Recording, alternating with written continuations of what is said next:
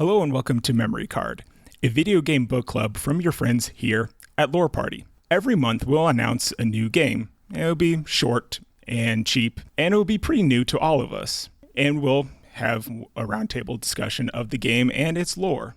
Joining me today is executive producer of Lore Party, Abu Zafar. How are you doing today? I'm doing great. How are you, Michael? I'm doing fantastic. Also joining me today is Renaissance man and Overwatch extraordinaire, Caleb Ference. How you doing today, Caleb? Can't complain. Try though I might. You never know who's listening. And also joining me is Lawerence Kelly. How you doing today, Lawerence? I get no special title. I'm doing awesome. That's the joke. Aww. So this month we have played the 2D puzzle platformer Thomas Was Alone. And before we get into sort of like the nitty-gritty of the game's lore, I'm just kind of curious as to your thoughts of the game overall. So, Abu, this is, from my understanding, your first time playing through this game. So, did you like the game, or how'd you feel about it? I really enjoyed the parts of the game that I played. So, full disclosure, before we get too far into this discussion, I only played about like the first fourth of the game. And then I just did my homework and I did my research, and I, outside of actually playing the game, I did other prep work for this episode. But the fourth of the game that I did play, I honestly really enjoyed. And that's coming from somebody who absolutely hates platformers. I despise platformers. I'm so bad at them. They're so frustrating. But Thomas Was Alone really sucked me in, and I think a lot of that is due to the voice acting and the world building and the storytelling that was already getting underway just a fourth of the way into it. Do you even game, bro? Can't finish No, this game. I'm too busy running this podcast. Executive producer Abu Zafar, remember? Uh-oh, business talk. Gotta go. Businessman. So Caleb, you've played a little bit of this game. This is your first time actually playing through the whole game. Is that correct? Yes, I had started it before. I hadn't finished it. This is my first time doing a full playthrough. I am very much on the side of Abu, where I'm not a fan of platformers. But at the same time, though, like, this one did manage to suck me in through just its originality, its creativity. And I think in a lot of ways, Thomas Was Alone is the type of game that gets me really excited about video game storytelling, because of all the unique ways that it tells its story. That is very well said. And Lawerence, this also is your first time playing the game, period. Yes. Is that right? Yes. So did you like it? Yeah, no, actually, I thought it was great. It checks a lot of my boxes for quote-unquote things I like. It's it's really minimal. There's a super in-depth story without trying to be, I don't know, flashy. It was a fun playthrough. It was a really simple game. It's easy to navigate because I had issues playing it at first. I accidentally deleted my save file and I had to start over. Classic Lawerence. I remember screaming to the top of my lungs, like, damn it. And then I got back to where I was in maybe 10 or 15 minutes. I don't know if that was the adrenaline pumping, but it was a good game. Great story, great way of doing everything, and yeah. All right, cool. So touching on what Caleb said with sort of the unique way that Thomas Was Alone tells its story. How did you guys respond to the sort of the unique way that the game sort of designs its characters and sort of gives them personality just through design and animation and things like that? It's I think a lot of it's the animation and a lot of it's the design. I think the unique part of it is how all elements of it go together. It isn't just the shapes that give them personality, and it isn't just the animation. It also ties into the gameplay and the music. Even just looking at the first three, it was Thomas, Chris, and James? John.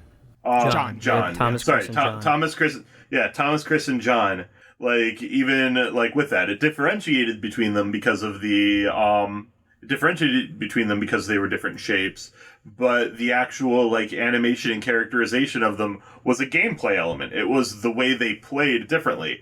Chris fell to the ground very heavily and didn't jump very high, and that was reflected in his actual personality. Thomas was a lot more lively, and John even more so. The movement styles and the gameplay styles of the individual in air quotes, characters of the individual geometric shapes that were the AIs goes on to reflect who they are in their personality. Yeah, you actually you mentioned AIs, and I don't think we've actually set up what the story in this game is yet, right? Like, these are computer programs that we're playing. These are artificial intelligences that have gone rogue. And Thomas is the first one, or at least the first one that we're introduced to that goes rogue, and he's navigating his way through these platforms, through these puzzles that we as the gamer are playing, but Thomas is also experiencing them. He's experiencing the portals that take him to the next level. He's trying to figure out what is going on, like what his world is, what he's doing, what his purpose is. And the first few levels, I think, do an incredible job of setting that up. And I think the writing was just so sharp right at the top of the game to initially set up that premise. Yeah, and it was super relatable. Like some of the like kind of internal conflict that he was having at the beginning of the game. It was like everything from, like you were saying, like, who am I, to, is the world against me? Maybe the world wants me to win. And then it was like, okay, I feel like really good about the things I'm doing, or like, you know, the jumping aspect and whatnot. And then it was just like, I wish I had someone to kind of share in these experiences with me. Yeah, that quick evolution. I think you just basically laid out the first 4 sort of tutorial levels of the game. And that initial journey that Thomas goes through, his awakening, his confusion as to where he is and what he's doing, his acceptance of what he's doing, and sort of the forward motion that the world is forcing him to go through. And then his eventual, as the title states, his eventual loneliness and his want to interact with other characters. And it's soon after that we meet our first character, and of course, it's Chris, the grumpiest and angriest and non-friendly of the bunch. And isn't that just like life, though? It's like, damn, I just really want a friend. And then you find someone who's an asshole, but they're there are redeeming qualities. Yeah, well, it's funny because like with like Chris and like specifically Claire a little bit after that, you see these characters, and before even like the narration hits, I sort of like got a feel for their personality just from, you know, like the way that they're designed. So like Chris, in comparison to Thomas, is just like a flat, you know, short square. So like I thought of him as like a grumpy Danny DeVito type, and then John, you know, tall and slender. He's like, you know, the Olympian athlete kind of, you know, who jumps really high. You know, Claire's, you know, I sort of had her thought of her as like maybe someone with like, you know, like body image issues or something like that, and then has to have some confidence. And they tell these through just the, you know, the design of the characters, you know, immediately before even the narration hits. Absolutely. I think Caleb touched on this earlier too, just the fact that the design of these characters is a part of their is like a part of who they are and their personalities. And you laid it out perfectly as far as the first 3 characters, Thomas, Chris, and John. These were the ones in my very short playthrough that I got to know the most. And you laid it out perfectly. Like, that is exactly the image of the quote unquote people that I had in my mind, sort of the athletic, tall Olympian. I almost imagined John as this handsome AI, you know? If he was a person, I feel like he'd be the most handsome of the bunch. And then Chris is a total square, both in personality and in quite literal shape. He's just a grumpy square. So both of you are absolutely right. The shape, I would go as far as to say even the color of the geometric shapes really ties into, like, there was thought that went into that. They weren't just randomly chosen. Like, it really ties into the types of artificial intelligence that each character is. Yeah, I would agree with that. Like the bright yellow color that they used for John, and his like his bright but kind of like lacking in intelligence kind of personality, where he's like, hey, these guys are like here because they're supposed to help me extend my reach, so I like them. They're cool. And then like in contrast, you get like kind of the darker color for Chris, who's just basically like, I hate all of you guys. You guys are annoying. I can pick out parts of your personality that are just terrible. Yeah, and Lawerence, like you related it back to real life. I think these are all sort of archetypes of people that we've all come across in our lives. Yes. These are the types of people, or at least a subset of the types of people that most people will interact with throughout their lives. You know, the handsome, tall, athletic guy who's not too intelligent, the short, grumpy guy who's not friendly, but maybe comes around eventually. Claire, obviously, like Michael said, the person with maybe the body image issues who can actually do something that no one else can, like they are incredible, but maybe because of their self-esteem issues, they don't realize how special and amazing they are. And then even moving forward from that, Laura, the person who feels used all the time, like those are all people. As I say these characters, I can immediately think of people that I've met throughout my life, both friends, colleagues, random people I've come across and barely interacted with, all sort of fit into these subsets. And you know what this reminds me of? High school. Ooh. Freaking high school. That's just like all of those personality types. I've just encountered every single one of them in high school. So now I'm feeling like really old and also really nostalgic and depressed at the same time. Yay. We're taking it back, folks. Well, it's funny because like I when we get to James, who's like one of the last of the main, first set of characters, because there are two different sets of characters that we play through. The first 6 are sort of like the architects. These are the people who are just now discovering, sort of not quite discovering the real world, but discovering their own sort of sentience and way that they can sort of learn and grow on their own. And I've always imagined like James, because he's the one who's like, his gravity is flipped. I thought of him as like, he's the stoner in the high school. He's high all the time. He's upside down and all sorts of. Is that why he's green? Oh jeez. Boom. Symbolism.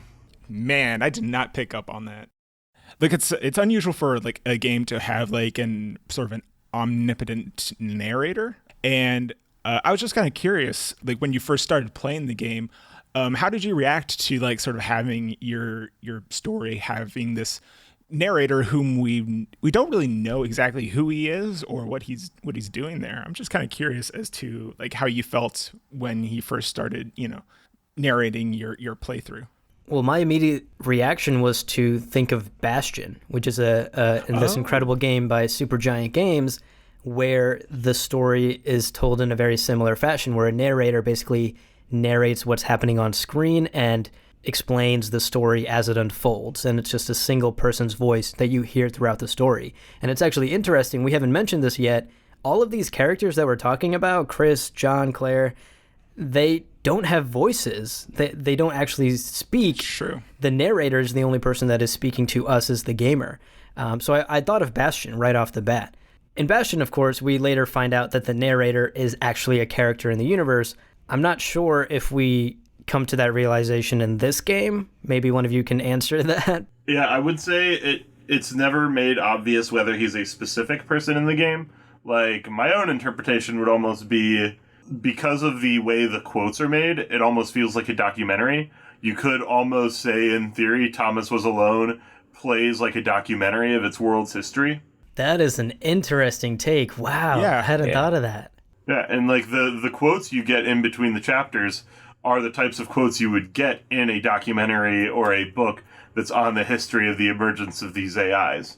Yeah, it's almost like someone's just like recounting the events that kind of led up to the emergence, just like Caleb said, to someone else. And that's kind of how I played the game. Like, it's a story where you kind of get to see what happens at the same time. It's their origin story. Exactly. And like, it's just, I imagine that it is another AI out in the real world, telling this to maybe a group of regular people and AIs. Yeah, I mean, this is a story about Thomas and his friends and these geometric AI blocks, but it's also like big picture wise, it's a story of like AI awakening. It's a story of, what do they call it? Like the emergence or something?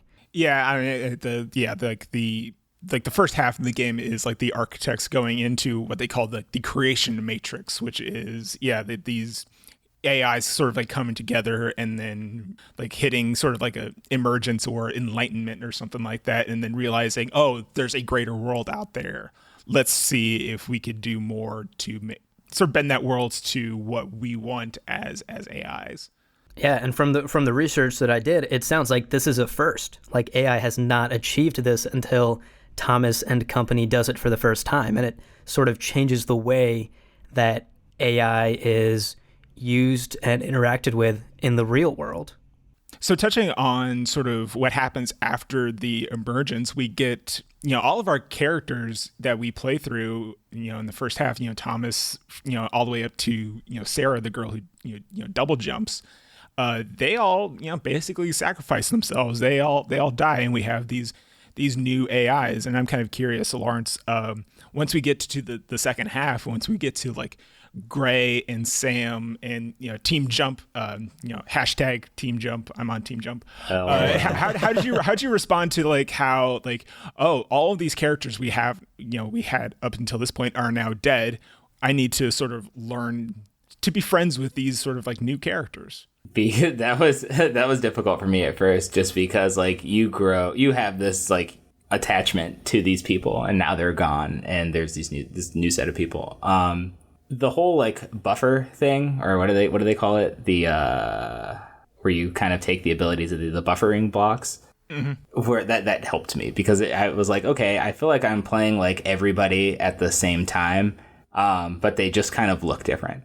So it's to me, I kind of look at it like I'm going back to my high school analogy. The second half of the game was like graduating and being in college and meeting people that you knew, or like, I don't know, reconnecting with friends that you knew before, and they're more mature now, but there's still that little reminiscent piece of their personality that you knew and loved in the past. I actually would disagree with that metaphor. The metaphor I would go more to, instead of it would be like going back to not so much your reunion, it would be like going back to your high school a generation or two later. And you can see the aspects of your high school that have changed, maybe even as a direct result of your classes.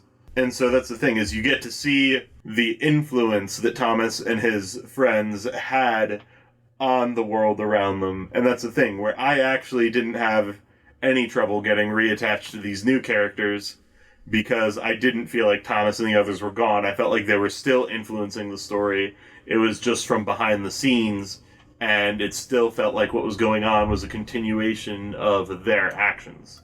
I actually really appreciate that. I think that that's a good way to state that. As someone who just had a 10-year high school reunion that he didn't attend, I can appreciate what Caleb was saying there. I didn't attend mine either.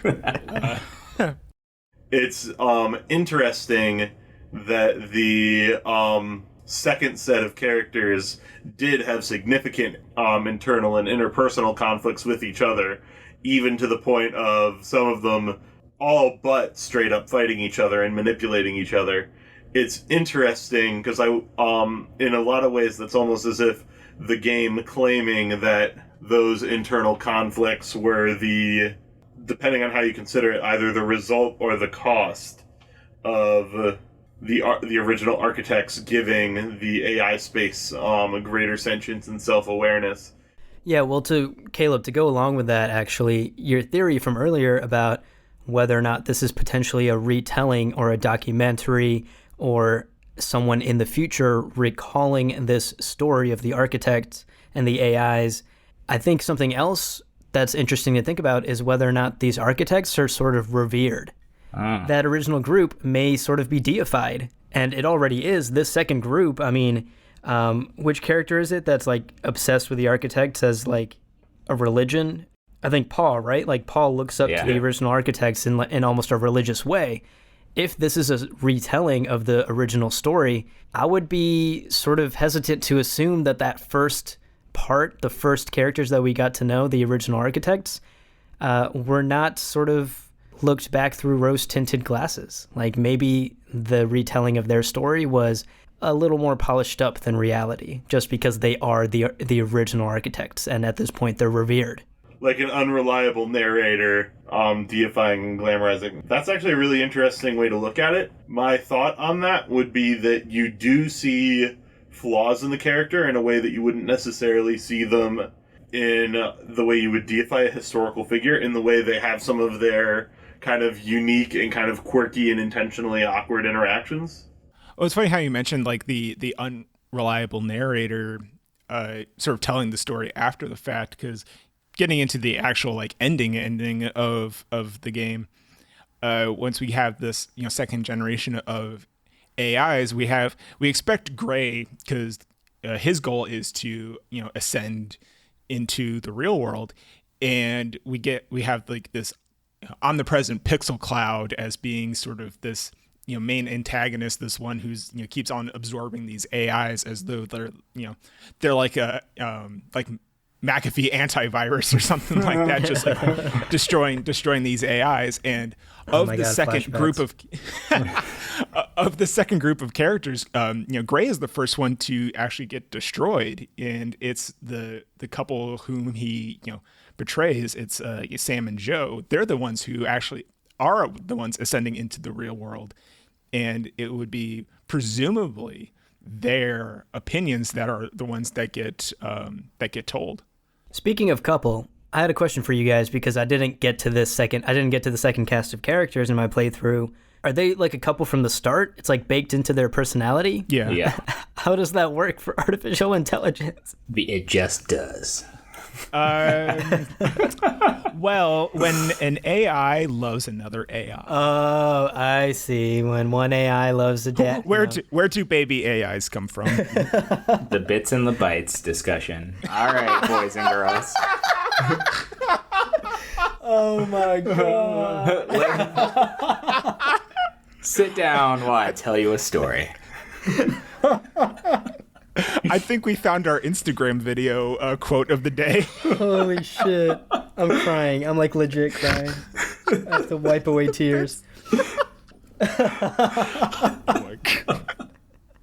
I was gonna say that's actually something that's kind of loosely addressed in the intro dialogue, where they talk about the origins of the AI and how the AI have kind of these like weird emergent personality strings, but those weird emergent personality strings are what also gave some of them associations with each other. So in theory, that could be where the quote-unquote couples come from. But then again, you do also pretty clearly see the development of a crush in between. What is it, Chris and Laura? Yeah, Chris and Laura. Yeah, like he goes from being super bitter to like after spending some time, the alone time with her, he's like falls in love. And then she clings to him because he's like the person that doesn't go away. And you know what's interesting to think about here? These are rogue AI. Some of these feelings that they must be feeling, they're feeling for the very first time. Yes. I mean, we get that right off the bat with Thomas when he's extremely observant and curious. He's really, really naive about a lot of these new things he's experiencing. But that's true for all of them. Like, those two characters, like Chris falling for Laura, that's probably the first time he's ever experienced feelings of affection. And that's really interesting to think about. Right. And Laura's personality didn't come like pre-programmed. It came from her experiences. So like she had seen, countless AI that were eaten by the pixel cloud that like she was like, everybody that has been around me has like gone away and never come back.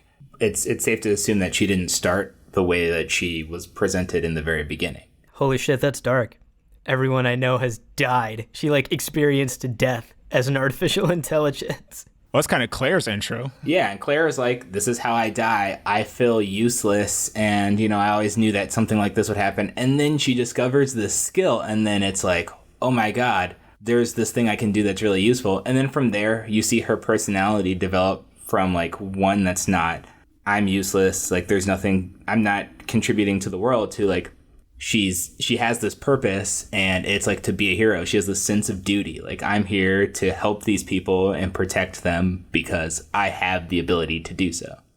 And just to pull the curtain back a little bit, we are still talking about basic geometric shapes that are all mostly some type of square, squares or have rectangle. Feelings.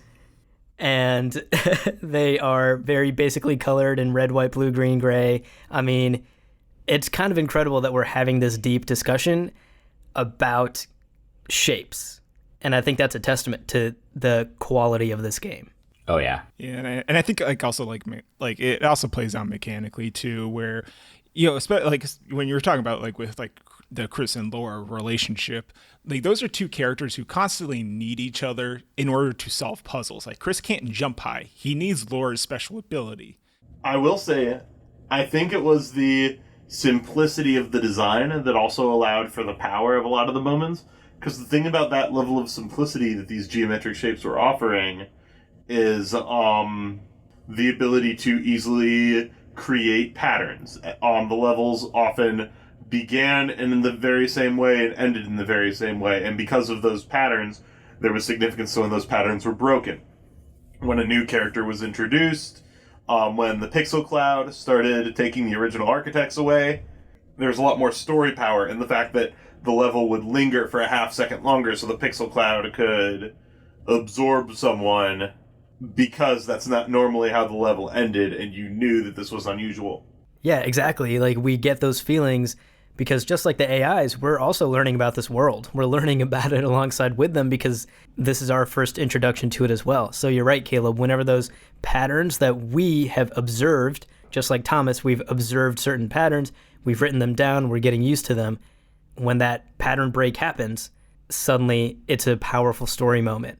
And it's something. It's a part of the story that we know is either important or significant in some way, or it's a part of the story that we know we have to remember because there's a major pattern break. And it resonates with the human experience, because what are people if not like these creatures that constantly kind of cultivate their environment to suit their own needs? They aren't following like a basic cycle.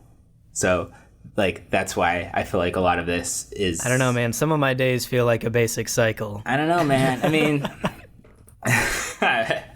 I can kind of relate to that. But I mean, like, humans, we're the creatures in the world that we can live anywhere because we manipulate our environment to suit our own needs and not the reverse. And you know what's interesting? That's exactly what Thomas decides to do, right? Exactly. Mm-hmm. Like, he decides he's had enough of the world telling him what to do and where to go and where the next objective in life is. He decides that he wants to be the architect, he's going to be in charge, and he's going to be the one to manipulate the world. For next month, our memory card game is going to be on Shovel Knight. So check out our subreddit at r/loreparty. And if you have any comments or questions for us about Shovel Knight, be sure to check out our subreddit with posts tagged as memory card, or tweet at us at lore_party. You can use the hashtag memory card. Thank you very much for joining us. Leave us a review on Apple Podcasts or any other podcast platform that you may use, and we'll see you next time here on Lore Party.